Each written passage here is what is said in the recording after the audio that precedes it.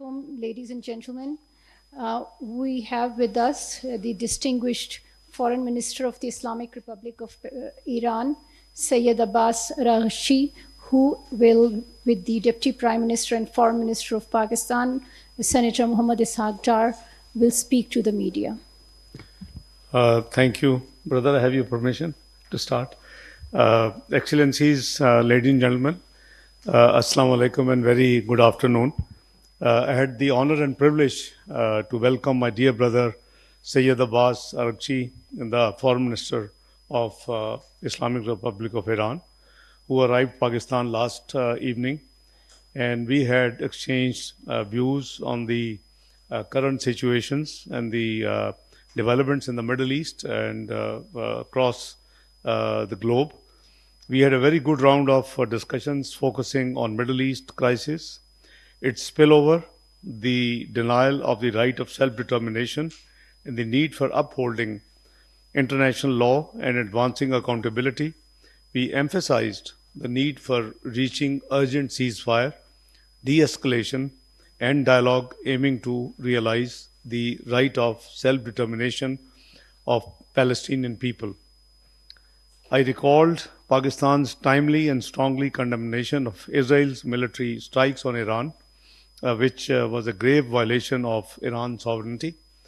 I and my dear brother, Foreign Minister, both condemned Israel's unrestrained military aggression in the Middle East, its genocidal actions against innocent civilians, and its illegal measures in occupied territories, which are in violation of international law, international humanitarian law, and UN Charter, and constitute the root cause of all tensions in the Middle East.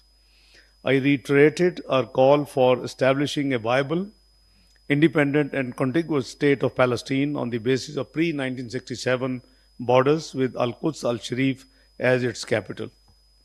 We reject the propensity by occupying powers to equate the right of self-determination with terrorism, which is nothing but a ploy to prolong their occupation and apartheid policies. The long-standing Palestinian issue and the issue of the Jammu and Kashmir, which are based on the denial of the right of self-determination of occupied people, must be addressed through peaceful means, fully respecting the rights and aspirations of the affected populations in line with relevant United Nations resolutions and the UN Charter. On bilateral plane, we discussed ways and means to enhance cooperation across several key areas, including trade, energy, and border security. We agreed to intensify collaboration on border management and addressed shared challenges. We underscored that the terrorism and extremism pose a serious threat to the regional peace and pledged to coordinate our joint efforts to eradicate these challenges. I'm grateful to my dear brother who reiterated the support of Islamic Republic of Iran for the membership of Pakistan at the BRICS Forum. I also, thank my dear brother for, his support, his country's support to our Zaireen who go for pilgrims and for the holy sites visits. He has assured me, and we are grateful that for the recent incident which took place.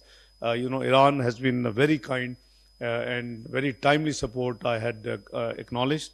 Excellency, my dear brother, we also resolved that, in the upcoming joint Islamic summit in Jeddah, which has been scheduled on 11th of November, and probably its formal notice has not yet been received, but I assume in accordance with the standard practice, the Council of Foreign Ministers would meet. So we have agreed that we would, pool our efforts in order to make sure that we come up with a joint approach to the issues which for which this joint summit has been called. I once again extend my profound solidarity and respect for my brother, His Excellency the Foreign Minister, Iranian people, and I admire for their leadership role in promoting the peace, progress, and prosperity. So we both resolved that any issue we have, or we, God forbid, we have in future, it must be resolved like a family, and we should work together jointly as a family and try and resolve issues, in a very peaceful manner. Thank you very much, my dear brother. Floor is yours. Thank you, sir. The distinguished Foreign Minister of Pakistan. Actually, I have nothing to add to what you said. You very comprehensively covered what we discussed today and the positions that we share in the region and in our bilateral relations. Well, on my share, on my own share, I have to say it is a great pleasure to visit the brotherly country of Pakistan as part of my ongoing consultations and with neighboring and regional countries at this critical juncture, given the current regional circumstances. You are well aware that the Israeli regime has committed blatant crimes and acts of genocide in Gaza and continues its widespread aggression in Lebanon and other places. These crimes have now spread to Lebanon. The Zionist regime further displayed its belligerent and aggressive nature by attacking Iran on October 26. Unlike the Israeli regime, the Islamic Republic of Iran does not seek escalation. However, we reserve our inherent right to legitimate defense under Article 51 of the United Nations Charter, and we would certainly respond to the Israeli aggression in a proper time and in a proper manner, in a very measured and well-calculated manner. We deeply appreciate the strong and commendable stance of the government and people of Pakistan in condemning the Zionist regime's aggression against Iran. Pakistani authorities, particularly the Honorable Prime Minister of Pakistan, have taken a strong and clear position for which we are deeply appreciated. The government and people of Pakistan have also shown significant support for the people of Gaza and the Palestinian cause over the past year. Unfortunately, the international community has failed to stop the Zionist regime for seizing its genocide and act of aggression, which endangers both regional and international peace and security.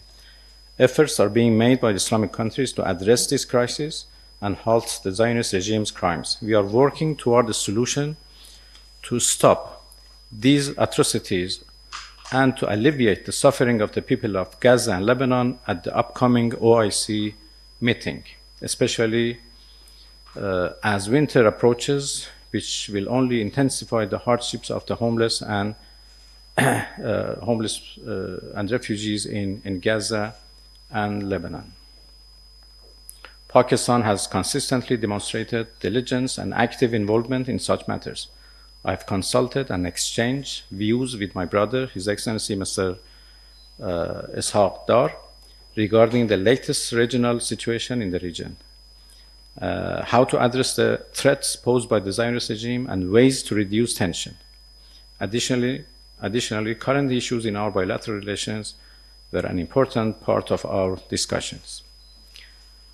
Regarding the history-long commonalities and links between the two brotherly countries, Islamic Republic of Iran and Islamic Republic of Pakistan cherish historical, cultural, religious, and civilizational ties. We reiterate our commitments and dedication to further strengthening our neighborly, friendly, and brotherly bonds through promotion of all-out relations and ties in all areas, including economic and trade, political, academic, cultural, and tourism activities. The objective of this round of consultation is the promotion of the all-out relations between Iran and Pakistan, with due focus on the bilateral relations, particularly in the areas of trade and economy. The phenomenon of terrorism is a plight and common threat for the two countries and the whole region, as well as a collective threat at the global scale for the whole international community. Taking into account that this challenge is a threat fed and outsourced externally to the region, we reiterated our commitment in order to address and combat this phenomenon bilaterally through mutual collaborations and with the cooperation of the regional countries. At the time being, Iran and Pakistan are engaged and committed in different levels, including military, security, and political channels to combat terrorism. And we are determined to continue that. I express my sincere appreciation to the government and people of Pakistan for the warm and generous hospitality extended to my delegation during this visit. On behalf of the Islamic Republic of Iran, I extend cordial invitations to my brother, His Excellency Ishaq Dar, Honorable Minister of Foreign Affairs of the Islamic Republic of Pakistan, to pay official visit to Iran and, of course, to participate in the upcoming ECO ministerial meeting in Tehran. And I thank all of you.